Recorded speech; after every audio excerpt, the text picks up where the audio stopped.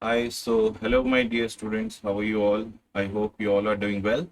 So let us start with the first session of our rapid revision batch on CA final paper number 3, Advanced Auditing and Professional Ethics.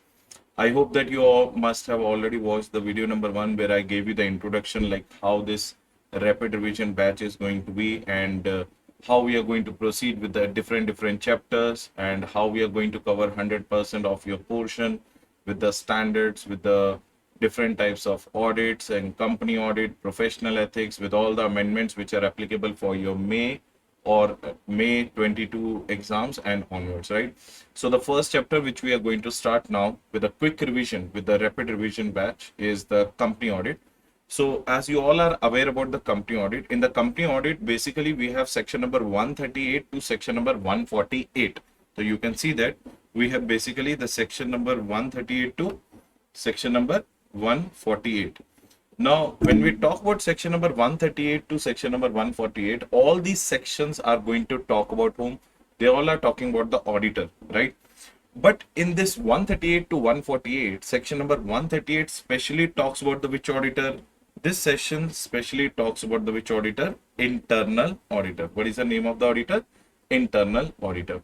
And section number 139 to section number 148 talks about which auditor? Statutory or external auditor.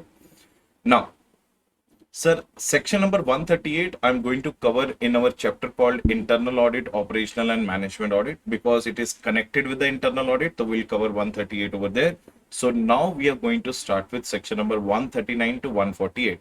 So we have to learn the section numbers also and what is inside the section. So let us understand what the sections are talking about: the external audit, or which is also known as statutory audit, which is also known as company audit, right? So let us start with the section number. As you can see that section number 138, but I will not deal with 138 right now. I will tell you about the 138 when we'll do the chapter called Internal Audit, Management and Operational Audit. So let us first start with section number 139.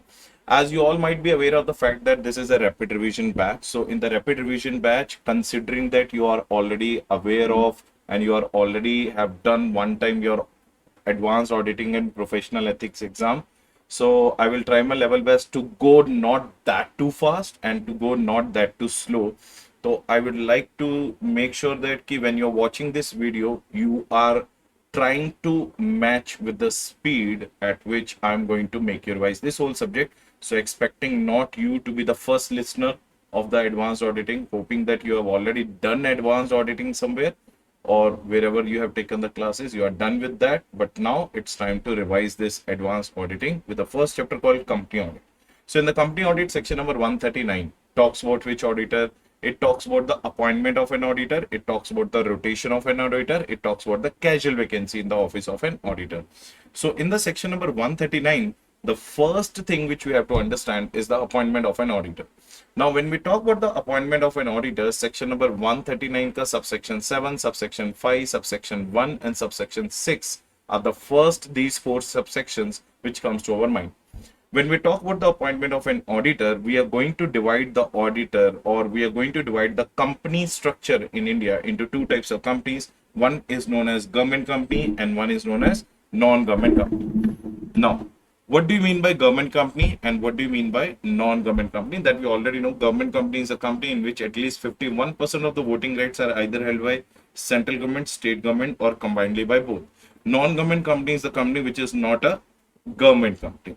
So in the government company, first we are going to talk about two auditors. What are the two auditors? First auditor of the government company, how to appoint it, and how to appoint the subsequent auditor of the government company.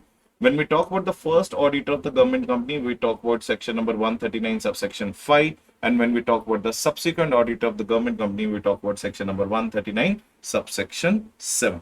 So let's understand the first auditor of the government company. So when we talk about the first auditor of the government company, it is always appointed by C&AG, Comptroller and Auditor General of India, when he has to appoint within 60 days from the date of incorporation of that government company. And if the C&AG fails, if the Comptroller and Auditor General of India fails to appoint the first auditor of the government company within 60 days, then this opportunity will be given to the board of directors, and board of directors are going to fill this first auditor's vacancy within 30 days. Are you getting the point? So if the C&AG fails, then the board will appoint in the next 30 days. So what is the time period for C&AG? 60 days. And what is the time period for the board of directors? Is the next 30 days when the C&AG fails.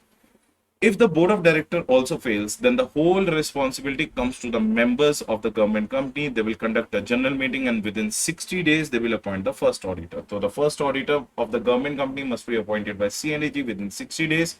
If the C&AG fails within 60 days from the date of incorporation, it will be appointed by the board of directors in the next 30 days. If the board of director fails, then the members in the general meeting within 60 days. So till how long this person is going to hold the office, is going to hold the office till the conclusion of first AGM, not till the conclusion of sixth AGM.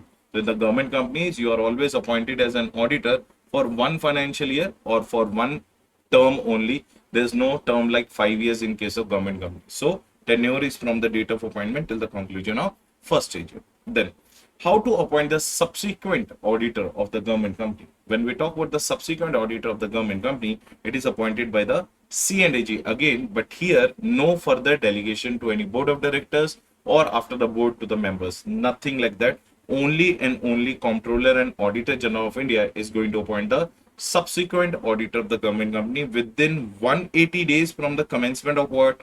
Financial year. So within 180 days from the commencement of financial year, the subsequent auditor of the government company will be appointed, and the tenure will be from the date of appointment till the conclusion of next AGM. Till the conclusion of which AGM? Next AGM. So till the conclusion of first AGM, the first auditor will sustain, and till the conclusion of next AGM, the subsequent auditor will be the part of government company. Did you get the point? So how to appoint the first auditor? By C&AG within 60 days from the date of incorporation. If failed, by the board of directors within 30 days from the date of failure by the C&AG in the next 30 days by the board of directors. If the board of director fails, then the members in the general meeting within 60 days. Tenure from the date of appointment till the conclusion of first AG. Now, how to appoint the subsequent auditor under section 139 subsection 7? It is appointed by the C&AG only within 180 days from the commencement of the financial year from the date of appointment till the conclusion of the next AGM. Now, this is how to appoint the auditors of the which company? Government company. So why I'm starting with the company audit? As you all know that company audit is the same topic which you have already done at the time of your CA intermediate also. So I feel you will feel more comfortable when we'll start with the topic which you are familiar with. Slowly, we'll go into those topics also, which are very much new in your CA final auditing. Now, we are going to understand how to appoint the statutory auditor of a non-government company. Now, when we talk about the statutory auditor of a non-government company, what is the first thing comes to our mind? The statutory auditor of the non-government company is also further classified into two auditors, first auditors and subsequent auditors. So what are the two auditors here also classified? First auditor and subsequent auditors. Now, how to appoint the first auditor of the non-government company? Same like C&AG, first auditor of the non-government company is now appointed by the board of directors. In case of government company, within 60 days from the date of incorporation, but in case of non-government company, within 30 days from the date of incorporation. So, the first auditor of the non-government company is appointed by the board of directors within 60 days. No, within 30 days from the date of incorporation. Now, if the board of director fails, then what will happen? Then the members will conduct EGM, extraordinary general meeting, where within 90 days, they are going to appoint the first auditor. Now, the question is, here it is written within 90 days. It is not written next 90 days. So, these 90 days already are inclusive of the first 30 days of the board of directors. Are you understanding the point? So the board of directors will appoint within the first 30 days of the date of incorporation. If the board of director fails, then it will be appointed by the members in the EGM within 90 days. So these 90 days already inclusive of first 30 days. Now, what will be the tenure of the first auditor of a non-government company? Tenure will be same like the government company's first auditor from the date of appointment till the conclusion of first AGM.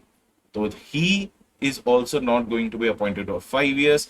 Government auditors can never be appointed for 5 years. Now, in this AGM, this first auditor will leave. But let me tell you one thing. If the company wants, they can reappoint the same auditor in the first AGM to continue the office till 6th AGM. But sir, we too have heard that the auditor can never be appointed for more than 5 years. But here, that first year of the first AGM, the audit which you are doing is not counted for the purpose of your rotation under section 139 subsection 2.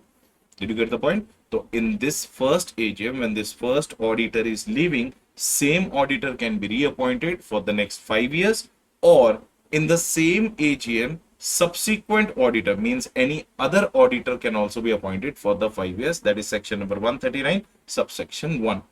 So what is section number 139 subsection 1 is saying? In the first AGM, when the first auditor is leaving, another auditor or the same auditor can be reappointed or appointed by the members in this AGM to hold the office till the conclusion of which AGM, everyone? 6th AGM, for a period of how many years?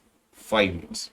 So try to understand. The first audit of the non-government company is first appointed by the board of directors within 30 days from the date of incorporation. If the board of directors fails, the members in the AGM will appoint within 90 days. That these 90 days already inclusive of the first 30 days. But this auditor will hold the office only till the conclusion of first AGM. In the first AGM, either the same auditor can be reappointed again, or some another auditor can be appointed by the members till the conclusion of 6th AGM for a period of 5 years. So sir, if the same auditor is appointed, will it be 6 years? No, it will be counted as one term of 5 years only, because the first year auditorship will not be counted for the purpose of rotation of an auditor under section 139 subsection 2. Is it clear, everyone? Yes. So this is how we brought an end to our appointment of an auditor in case of government company and in case of non-government company. Now, remember one thing: before getting appointed as an auditor of any company, let it be government company or let it be non-government company, you as a auditor has to give 4 declarations in writing to the company. How many declarations? 4 declarations in writing to the company. Sir, what are the 4 declarations? Declaration number 1. You are declaring via your declaration on your letterhead to the company where you are going to be appointed that, okay, I am not disqualified under section 141 subsection 3. So you are saying that, okay, as an auditor, if I am accepting your appointment, I am not disqualified under section 141 subsection 3. Second thing, also you are saying that, okay, by accepting your audit, I am well within the limits of my ceiling limit of doing the company audits. It means I'm not violating my ceiling limits of company audit, which is 20 company audits under section 141 subsection 3 clause G. So I am well within my ceiling limits. What is the third declaration you are saying? I understood the terms and conditions of the appointment and I'm ready to accept this engagement. Are you getting the point? That is the third declaration. And the fourth declaration which you are making, that there in this fourth declaration, you are trying to prove that you are a clean sheet person. Sir, what do you mean by clean sheet person? In this declaration, you are trying to tell that no case is pending against me, my partner or my firm in any kind of statutory authority or any kind of court or ICI or any other statutory body. So you, your partner and your firm is a clean sheet person. There are no pending misconduct or no pending suits and cases against you. So did you get the point? So point number 1, you are declaring that we are not disqualified. Point number 2, you are declaring that we are not breaching our ceiling limit. Point number 3, you are declaring that you understood and accept the terms of engagement. And point number 4, you are saying that there is no any pending cases or suits against you in any kind of statutory authority or the courts or IC. Next. Once the statutory auditor of the government company or the non-government company is appointed, we are not supposed to intimate anything to the ROC. But those auditors which are getting appointed in the AGM, again repeating, those auditors which are getting appointed in the AGM are required to be intimated to whom? To the ROC. Now try to understand what I'm saying. If you carefully analyze the government auditor ka first auditor, subsequent auditor, and in the non-government case, the first auditor and subsequent auditor, there is only one auditor, that is subsequent auditor of a non-government company who is getting appointed in the AGM. So this is the only auditor whose intimation is required to be sent to the ROC. So when we appoint an auditor in the AGM, the company's responsibility is to send one intimation to the statutory auditor that you have been appointed as a statutory auditor within 7 days of AGM. And at the same point of time, same intimation, you have to make it to ROC. Who has to make it? Company has to make it to the ROC within 15 days of the AGM. So when you are intimating to the auditor, it is within 7 days. And when you are intimating to the ROC, it is within 15 days. But when you are intimating to the ROC, you have to intimate within form number AUDIT-1. So remember again, this intimation to the ROC is only and only required when we are appointing an auditor in an AGM. And fortunately, there is only one auditor who is getting appointed in the AGM. Who is that auditor? That auditor is the statutory auditor of the subsequent audit of the non-government company. Within 15 days, you have to intimate to the ROC in the form number AUDIT-1. I hope everything is crystal clear. So this is how we appoint the first and subsequent auditor of the government company and first and subsequent auditor of the non-government company. Before being appointed, what are the 4 declarations auditor has to give, and most importantly, when you have to intimate it to the ROC in which form. So that brings an end to your section number 139, subsection 5, subsection 7, which talks about first auditor and subsequent auditor of the government company, and 139 subsection 6 and subsection 1, which talks about first and subsequent auditors of the non-government company. Now, further in section number 139, under subsection 2, we have to talk about the rotation of the auditors. Sir, what do you mean by rotation of the auditors? You are not supposed to continue with the same client for more than 5 years, for more than one term of 5 years, if you are a sole proprietor auditor. But if you're a firm of auditors like LLP or a partnership firm of practicing CAs, and if you are being appointed as a firm of LLP or as a partnership firm, you are maximum allowed to serve the same client company for 2 terms of 5 years. So where it is written in the rotation of auditors, section number 139, subsection 2. Now, what do you mean by rotation of auditors? If you are a sole proprietor auditor of a company, again repeating, we are doing Companies Act. So don't use these law provisions in any other audit. We are talking about the company audit right now only. Are you getting the point? So if you are a company auditor and you are a sole proprietor firm, then you are not allowed to serve the same client for more than one term of 5 years. The maximum you can serve a client is one term of 5 years. But if you are a firm of auditors, means if you are a partnership firm or LLP, you cannot serve the same client for more than 2 terms of 5 years each. You are not allowed to serve the same client for more than 2 terms of 5 years each, means indirectly 1 term of 5 years and second term of 5 years means 10 years.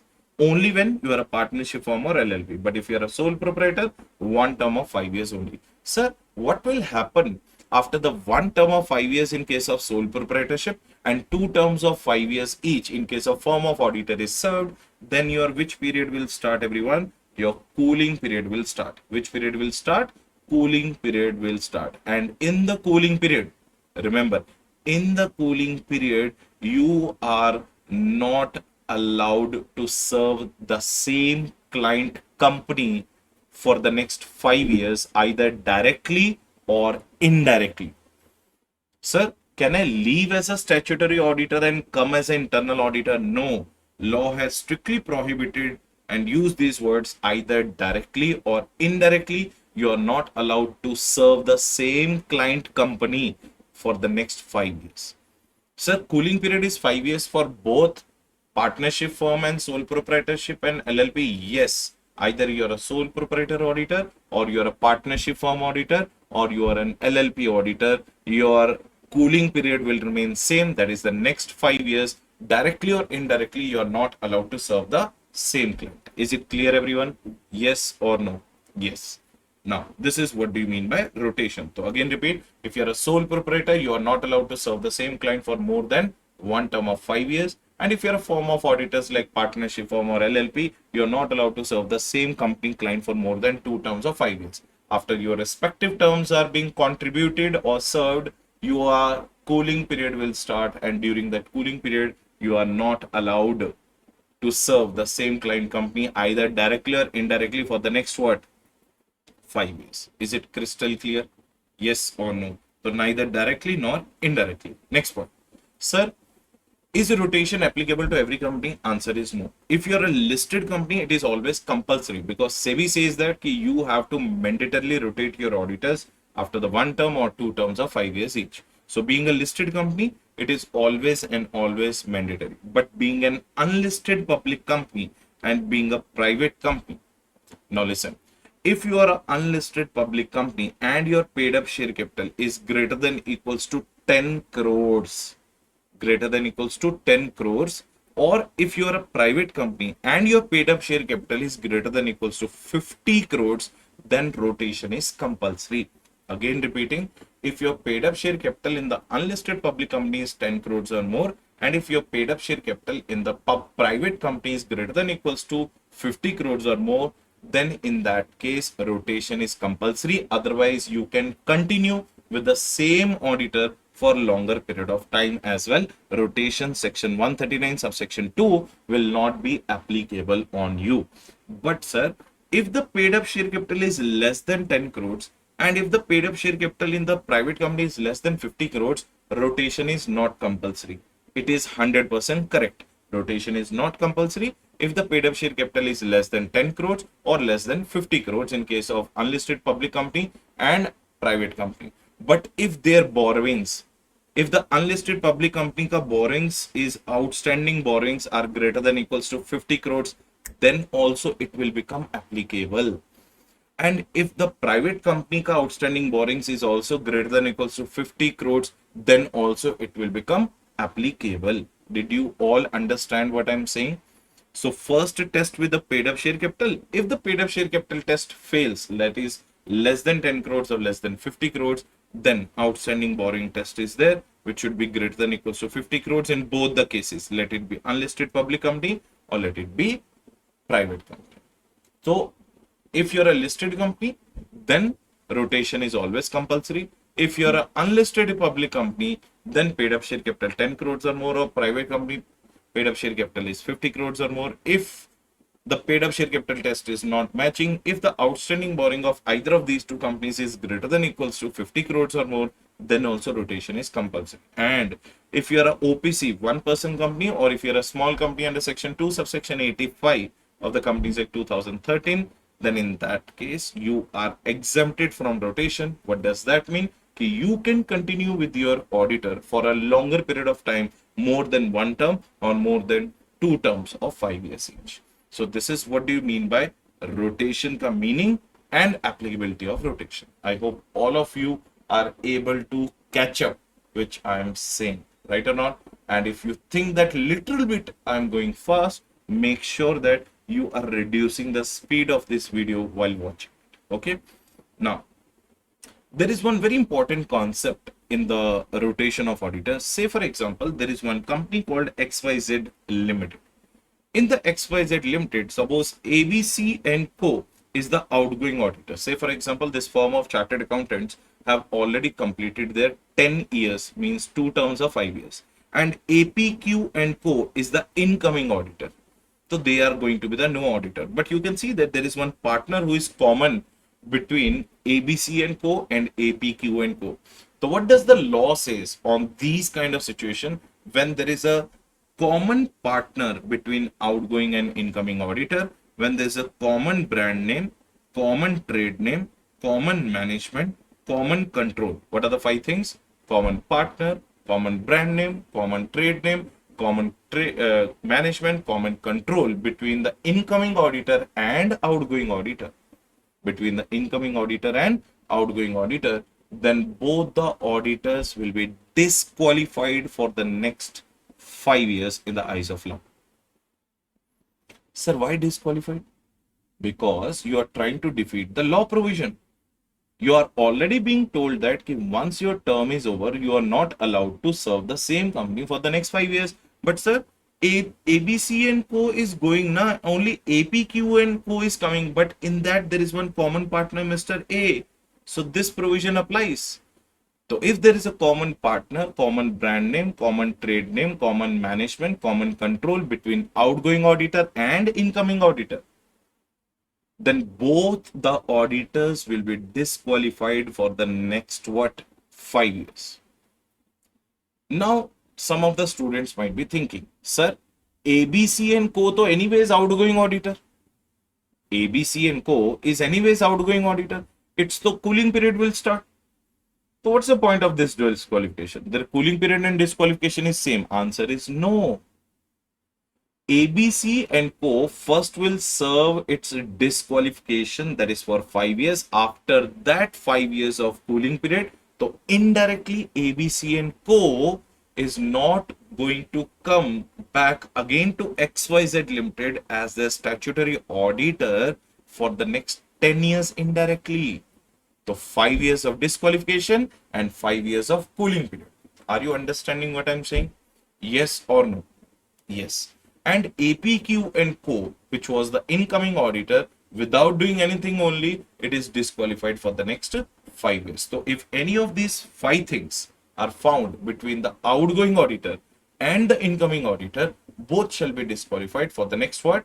5 years. I hope you all are able to understand what we are trying to understand here. Yes, everyone? Yes. So with that, our rotation is also over. So 139 subsection 5, 6, 7 and 1 talks about the appointment of an auditor, which we have already covered, and 139 subsection 2 talks about whom?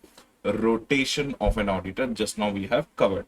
So if you get any doubt, you can always reach to me, okay, via management, and you can ask the doubts relating to whatever the query you have relating to any chapter of CA final paper number 3. So I hope I'm able to justify your expectations while doing the rapid revision for you, and you are able to catch with me, right?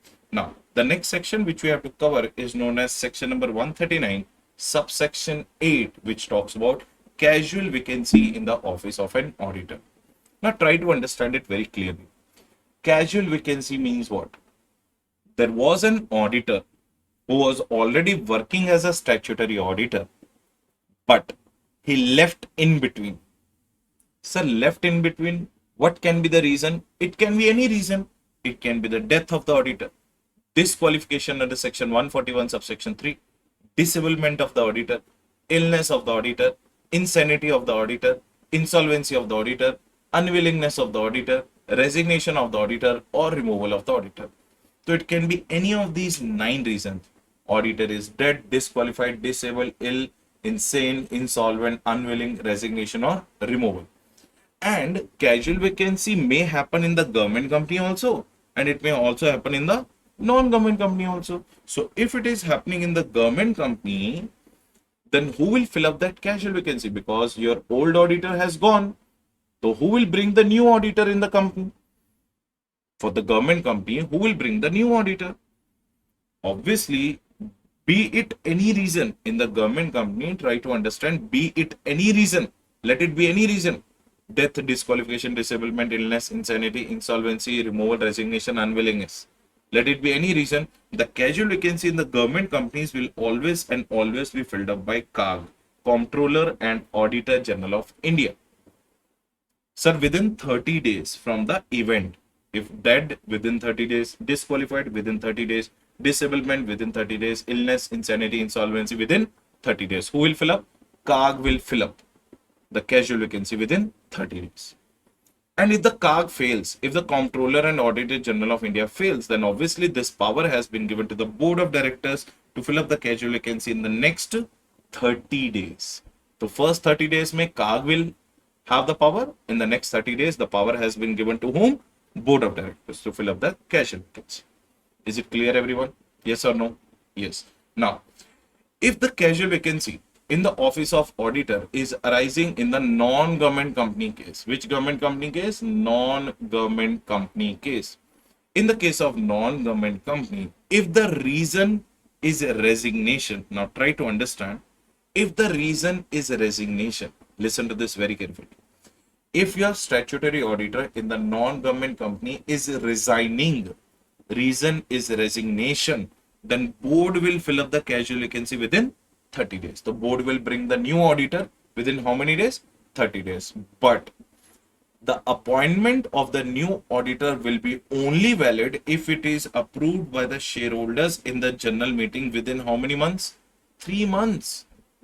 So board will fill up the casual vacancy, will bring the new auditor, that is fine. But within 3 months, we have to conduct a general meeting of members. The shareholders or the members in the general meeting must approve that appointment which is created by board of director within 3 months. So this appointment will be invalid if it is not approved by the shareholders within 3 months. The first board will fill up the casual vacancy within 30 days, but later on it has to be approved by the shareholders in the general meeting within 3 months. The power is given to the board, but ultimate power is in the hands of shareholders to approve that appointment which the board has filled up. Only and only if the reason is resignation in case of non-government company. In case of government company, it doesn't matter whether it is reason is resignation or other than resignation. Always CAG will fill up within 30 days or the board of directors will fill up within the next 30 days. But here, the reason resignation matters. The board of directors will fill up within 30 days, but to be approved by the shareholders within 3 months. But if the reason is other than resignation, means removal, death, disablement, illness, insolvency, then board shall fill up the casual vacancy within 30 days. No need of shareholders approval in the 3 months. Are you understanding the point? So only in case of reason is resignation, then shareholders will be involved. Now, some of the questions they may ask you in the examination, like change of the firm name. Suppose the firm name is changed. Are you getting the point? Firm name is changed. Or death of one partner took place, or admission of the partner took place, or retirement of the partner took place. It never amounts to casual vacancy. So change of the firm name, death of a single partner, admission of a partner, retirement of the partner, only the partnership dissolves, not the firm dissolves. Are you getting the point? The firm will still be there and therefore there is no casual vacancy. But if there is a death of all the partners, then yes, there is a casual vacancy. Because all the partners dead means what? The whole firm is destroyed. So obviously there will be a casual vacancy. I hope all of you understood this concept. And what will be the time period for the casual vacancy auditor? It will be the unexpired time period of the original auditor. Again, if he want, he can be reappointed, right or not? But he will first serve the unexpired time period of the auditor in place of whom this casual vacancy auditor has come. I hope everything is crystal clear. The section number 139, subsection 8, which talks about what? Casual vacancy of an auditor. Clear, everyone? So with that, our section number 139 is over, where we understood appointment, we understood rotation, and we understood also what? Casual vacancy. These notes I'm going to attach with the videos, so you will be able to access these notes. And most of the times in the chapters where I'll not be able to give you these notes, I'll definitely do it from ICAI material. So rapid revision batch mein, because I already told you in the introductory lecture also ki the best source of material which is available right now is ICAI material only. Other than that, you should not go with any kind of material, because I think they have done a lot. They have done a great job in restructuring your material, and you will come to know when you will have an access to that. So start reading the ICAI material, because let me tell you one thing, your point of view will change about the ICAI study material. It has gone to the another level only, right? Anyways, my materials are also available. You can ask the management about those materials, but still, instead of promoting my material, I would like you to have access to the ICAI material, because I think the language which the ICAI is expecting from you, that language you will be able to gain only when you will read the ICAI material. Is it clear, everyone? Yes. So now 139 section is over. The one section of the company audit is over. Let's move to the section number 140. We call it as RR section. What is RR section? So 139 may we understood how to appoint. 139 may we understood how to appoint. 140 may we will understand how he will leave, either via resignation or via removal. So 139, it's all about incoming, and 140 is all about outgoing. The auditor, this section 140 is known as RR section, resignation removal section. Now, when we talk about the 140, we will divide this section into 5 subsections. 140 subsection 1, 2, 3, 4, 5. So repeat after me. Section 140 subsection 1, 2, 3, 4, 5. 2 and 3 are talking about a resignation of an auditor where one amendment has come. So 2 and subsection 3 of 140 section talks about resignation. So then, sir, 140 subsection 1, subsection 4, subsection 5 talks about what? Removal. This is how you have to learn. So 140 ka subsection 2 and subsection 3 talks about resignation. And 140 ka subsection 1, subsection 4, subsection 5 talks about what? Removal. Now, resignation. 140 subsection 2 and subsection 3.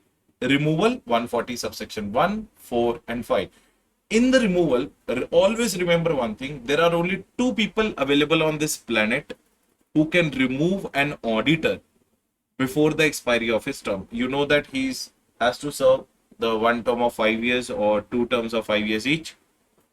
But if you want to remove an auditor before the expiry of the term, there are only 2 people who can do it. One is removal of auditor by the members and one is removal of auditor by the tribunal. The one is removal of auditor by the members. It means members can remove an auditor, or second person is tribunal. Other than that, no one can touch the auditor or no one can make the auditor leave his place. They cannot remove an auditor at any cost. So only 2 people. Who are those 2 people? Member and tribunal. So members removal is covered under 140 subsection 1 and subsection 4. And tribunal's removal is covered under 140 subsection 5. So we will try our level best to cover all the removals in this particular session of 1 hour, where we have. So I'm going to make a small videos only for 1 hour, so that it will be easy for you to remember all those things, right? So section 1 and 4 talks about removal of auditor by the members. Subsection 5 talks about removal of auditor by tribunal. Are you getting the point? Now we are going to understand subsection 2 and subsection 3 first. So subsection 2 and subsection 3 talks about what? Resignation of an auditor. Sir, what do you mean by resignation? Sir, 140 subsection 2 talks about what you need to do when you resign as a statutory auditor, and 140 subsection 3 says that if you do not do or if you do not follow 140 subsection 2, then I will penalize you. So 140 subsection 3 is a penalty section and 140 subsection 2 is a duty section relating to resignation. So what is your duty when you resign? Your duty is to intimate the reasons of resignation. Your duty is to intimate the reasons of resignation. To whom? Your duty is to intimate the reasons of resignation to the company and the ROC in case of non-government company, to the ROC and CAG in case of government company. So आपको CAG and ROC को you have to inform in case of government company, and to the company and ROC in case of non-government company. Sir, when do we have to inform them about the reasons of resignation? Within 30 days of resignation. Within how many days of resignation? 30 days of resignation. In which form number? ADT-3. What is the form number? ADT-3. So what was ADT-1? When we are intimating to ROC that we have appointed an auditor, now we are intimating to ROC what is my reasons of resignation. So we are intimating to the company and ROC in form number ADT-3, C&AG and ROC in case of government company in form number ADT-3. Within 30 days of your resignation, it is mandatory for an auditor to intimate the reasons of resignation. Why he is resigning? What is the reason? Because they deserve to know that what are your reasons of resignation. Because if they will never come to know that what are your reasons of resignation, then how do you expect that they will take any needful action? So they expect you to tell them the reasons of resignation. Is it clear? Yes or no? Yes. Next one. Sir, 140 subsection 3, what it is saying, if you fail to intimate the reasons of resignation within 30 days, so your fine will be imposed. What is the fine? It will be 50,000 rupees flat, but it will be compared with your remuneration received. So whatever the remuneration you have received from that company, it will be compared with the 50,000. Whichever is lower will be taken. Not only that, from 31st day onwards, you have to pay 500 rupees per day challan also, 500 rupees per day fine also. So 50,000 or remuneration received, whichever is lower is the normal penalty which they are going to collect from you. Plus, for every day of default, for every day of delay, you will be charged with 500 rupees per day, subject to the maximum of 2 lakh rupees. Your total penalty in any case shall not be more than what?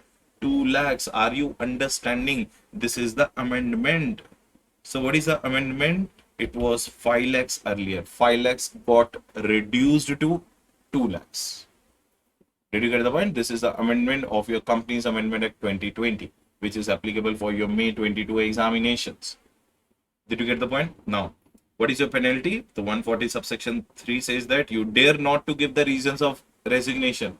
We will impose a penalty of rupees 50,000 to be compared with the remuneration received, and 500 rupees per day subject to the maximum of 2 lakh rupees. So with this, your 1 hour of the section 140 is over. That is called resignation under 140 subsection 2 and 140 subsection 3. Now the second R we have to talk about, now called removal of an auditor. Sir, when we talk about the removal of an auditor, there are two people who can remove you. One is removal of an auditor by the members. Another one is removal of the auditor by the tribunal. If it is removal of the auditor by the members, then in that case 140 subsection 1 and 140 subsection 4 will be applicable. Now, how the members will remove you? Point number 1. Members will send the special notice. Members will send special notice under section 115.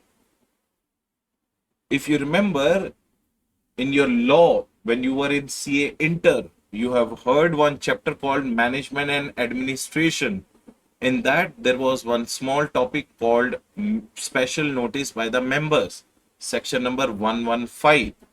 This is a very rare situation when the company does not send the notice to the members. Members are sending the notice to the company. That's why it's a very special kind of notice. That's why we named it as special notice. The members of the company are sending the special notice to the company.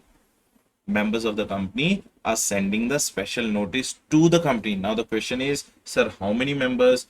If you are the members of company not having share capital, so see this C and HSC means company not having share capital.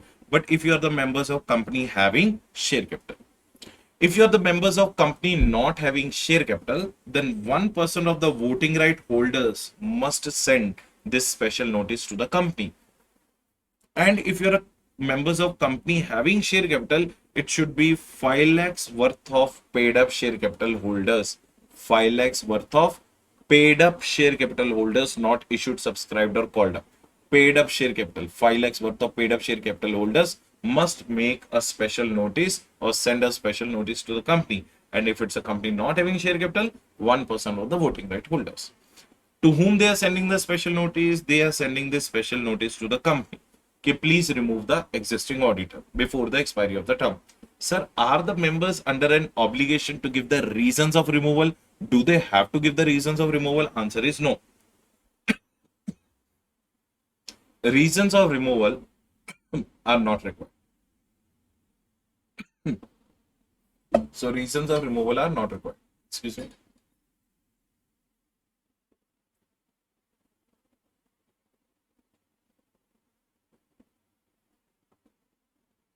Means the member need not provide any reasons why they are removing the auditor. That is optional on them. If they want to disclose, they can disclose. Otherwise, no one can force them. Now, company received a special notice. Now, once the company received a special notice, what the company will do? Either they will remove the existing auditor or they will replace the existing auditor with another auditor. That's what the members want. And whatever the members will say, they are the owners of the company. Company has to follow the same. Now, once the special notice from the members is received by the company, now within 30 days of that special notice, company has to do two obligations. One, they have to conduct a board meeting and pass a board resolution. And second, they have to apply to the central government for the removal of an auditor before the expiry of the term in form number AUDIT-2. So ADT-3 was what? Casual reasons of resignation. ADT-1, when we are intimating to the ROC about our appointment of statutory auditor appointed in the AGM. And ADT-2 is applying to the central government for removing the auditor before the expiry of the term. So first thing, the company has to do board meeting on board resolution. Second thing, they have to apply to the central government for the removal of an auditor in form number ADT-2. Now, once the central government grants the approval, after that, within the next 60 days, the company has to conduct an EGM. What is EGM? Extraordinary General Meeting. And in that EGM, the company has to pass a special resolution, which is 3/4 of the voting in the favor of that outgoing auditor, and the auditor stands removed. This is how members removal takes place. So let us recollect. First, members are sending special notice under section 115 to the company. Sir, if you are a members of company not having share capital, then 1% of the voting right holders, and if you are members of company having share capital, then 5 lakhs worth of paid up share capital. Once the notice is being sent, the company has to either remove the existing auditor or replace the existing auditor with another auditor. Members are under no obligation to give the reasons of removal. The moment company has received the special notice, in the next 30 days, company has to do two things. One is to conduct the board meeting and pass a board resolution. Second one is to apply to the central government in form number ADT-2 for its approval to remove an auditor before the expiry of the term. Once the central government approval is granted, then within next 60 days, the company has to conduct the EGM. In the EGM, they have to pass a special resolution. And if the special resolution is passed, the auditor stands removed. Clear, everyone? Yes or no? Yes. Now, this is called section number 140, subsection 1, how the auditor gets removed by the members. Now, section number 140, subsection 4, sir, during that 60 days wala time period which have been given to us, you know, now 60 days of time period for EGM is given to us. In those 60 days, what the company has to do? First of all, company has to send the copy of special notice of the members to the outgoing auditor. So it is very important for the company to intimate the outgoing auditor that member wishes to remove you. So company will make one copy of that special notice. They will take one Xerox of that copy of that special notice and send it to whom? To the outgoing auditor. Once it is sent to the outgoing auditor, company has to provide the outgoing auditor an opportunity of being heard. As you all know that before removing an auditor, we have to give him an opportunity to defend his part. So opportunity of being heard will be given to whom? Opportunity of being heard will be given to the outgoing auditor. To the which auditor? Outgoing auditor. Now question is, sir, how this opportunity of being heard will be given to the outgoing auditor? We will allow the outgoing auditor कि you can make a representation letter of reasonable length where you would like to defend your removal. Do defend your removal, make a letter of representation of a reasonable length and write ki why we should not remove you. That is what the opportunity company is giving to the outgoing auditor. And if his representation letter of defending his removal reaches to the company, if it comes to the company earlier, sir, what do you mean by reaches to the company early? It means before sending the notices of that EGM where the special resolution is going to be passed for his removal, before sending the notices, if this representation letter comes to the company earlier, so we are going to attach the copy of this defending letter, this representation letter with the notices, and we'll circulate it to the members. But sir, if his representation letter reaches to the company little bit late, means what? Ki notices of EGM are already sent, but his letter is coming little bit late. Then in that case, what we are going to do? In such case, we will invite him, the outgoing auditor, in the meeting, and we will allot him some few minutes to defend his removal and read out that defending letter in front of every shareholder. So if it is coming early, we will attach the copy of that letter with the notice, but if it is coming late, we will invite him in the meeting to read it out in front of shareholders. But before circulating this letter or before giving any invitation to him to attend that meeting, EGM, where he will be removed, we will send one copy of this letter to the NCLT. So before circulation and before invitation, we will send one copy of this letter to whom? NCLT. NCLT is going to read that letter. If the NCLT believes that this outgoing auditor is trying to take needless publicity via this letter, is trying to take which publicity? Needful or needless? Needless publicity, or using the defamatory language against the company and defaming the company's goodwill. We gave him an opportunity to defend his removal. That is fine or not? Yes. But he's using it for some other purpose. He's trying to defame the company. If he will try to defame the company and try to take the needless publicity, do you think that the company would like to keep him? No. If the NCLT is of the opinion that he is taking needless publicity or defaming the company's goodwill, then NCLT will pass an order on the company neither circulate his defending letter to anyone or nor invite him in the meeting, directly conduct the EGM, pass the special resolution, and auditor stands removed. Did you get the point? This is called section number 140, subsection 4. Okay, what do we do in those 60 days? Now, either it is a first auditor or it is a subsequent auditor, the process of removal will remain same. Did you get the point? Let's recollect. First, members send the special notice to the company. Company within 30 days of special notice will do two things: board meeting, board resolution, approval of the central government in form number AUDIT-2. Once the approval comes, in the next 60 days, EGM will be conducted, EGM and special resolution will be passed, auditor stands removed. This is called removal of auditor by the members. Members of company having share capital, what special notice is 5 lakhs worth of paid up share capital, and not having share capital may 1% of the voting right. Now, during those 60 days, what do we have to do? Company will send one special notice copy to the outgoing auditor intimating that members don't want to continue with you. But we are not only going to send a letter, we are also going to give him an opportunity of being heard. So what do you mean by opportunity of being heard? In the opportunity of being heard, we will allow him to make a representation letter of the reasonable length that why we should not remove him. If this letter comes to the company early, we will circulate this letter to every member via notice. But if this letter comes to the company late, then in that case, what we will do? If this letter comes to the company very late, then in that case, we will allow him or we will invite him to the meeting where he can come and complete his proper reading in front of everyone. But before circulating and before inviting him to the meeting, one copy of that we will send to the NCLT. If the NCLT believes that he is taking a needless publicity or using or defamating the company, then in that case, what will happen? In that case, this letter will neither be circulated nor we will invite him. Directly the EGM will be conducted. Basically, his opportunity of being heard will be lost. And special resolution will be passed and this auditor stands removed. Did you all understand the point? This is how we remove the auditor by the members. Did you all understand the point? This is called removal of an auditor by the members. Clear? Now, next one. Section number 140, subsection 5. So once this section number 140, subsection 5 will be over, our section number 140 also will be over. So removal by the tribunal. If the NCLT, now question is when the tribunal will remove you. Now remember, most of the students are unable to find the difference between removal by the member and removal by the tribunal. Let me give you the clear difference and you will never fail in this particular topic.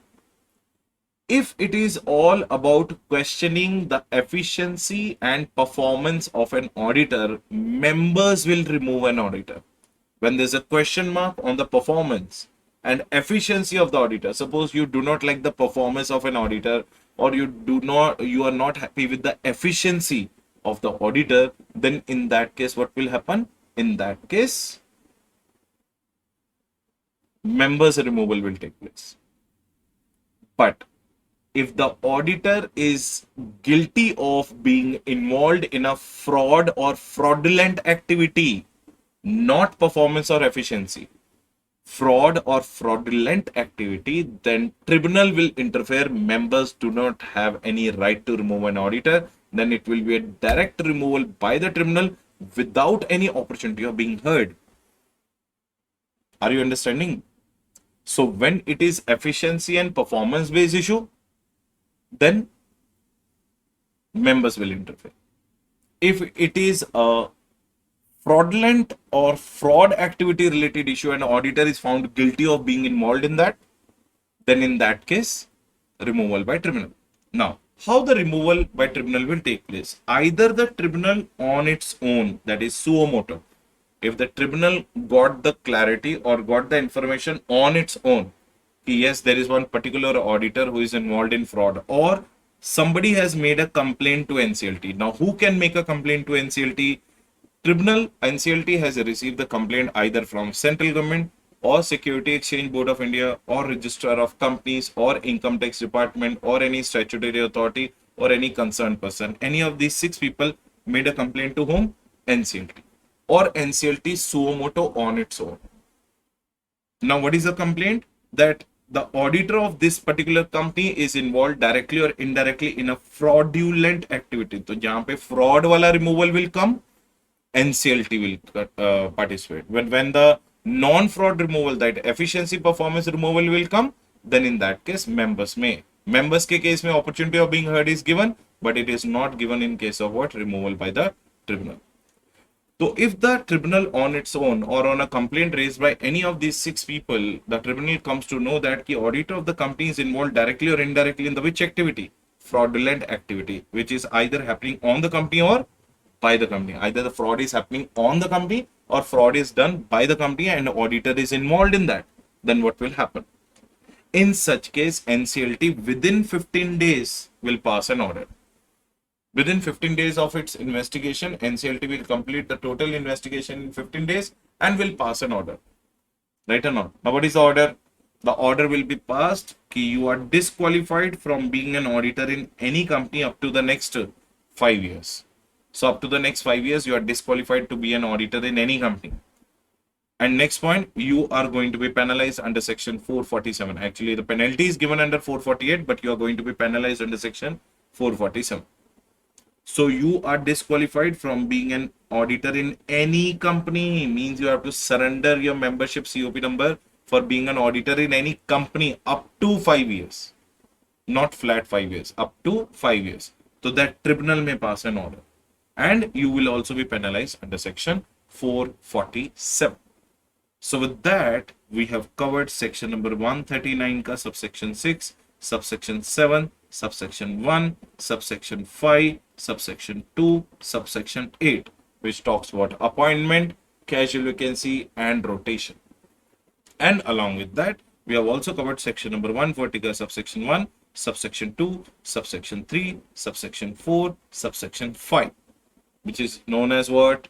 Which is known as removal and resignation, RR section. Nowadays, movie is coming na, RRR. So this is called RR section, resignation and removal. So 139 was all about incoming of an auditor, how to appoint, and 140 was all about outgoing. Are you getting the point? So 139 incoming, 140 was outgoing.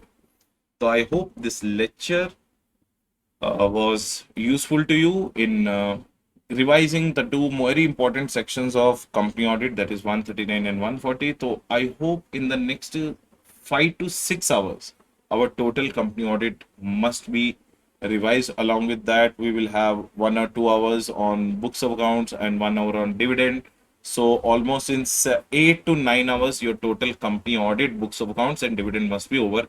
Then we will allot approximately 7 to 8 hours will allot on professional ethics. Then small chapters, 1 hour, 2 hours each, and all those topics. So this is how I will keep on providing you the rapid revision batch videos, right? So thank you so much everyone for lending your patient ears. I hope you all enjoyed this lecture. If you have any queries, you can reach me by asking the management, and that's it for today. Thank you so much for lending your patient ears. I'll borrow it again in the next video. Bye everyone. Take care. Bye-bye. And do remember, this is a rapid revision batch and we are expecting you to catch up with me because it is a batch going to be only for 40 to 45 hours. So 40 to 45 hours may how I'm going to make you teach the whole paper number 3, advanced auditing and professional ethics. So you have to catch with me and make sure that you are doing these videos on regular basis. Are you getting the point? Just devote 2 hours, 1 or 2 hours on daily basis, watch these videos, and I can guarantee you total auditing paper number 3 of your CA final, which is the taboo paper of among all, will be there inside your head, Right, sir? So thank you so much, everyone, again. So I'll see you guys in the next video. Bye, everyone. Take care. Bye-bye.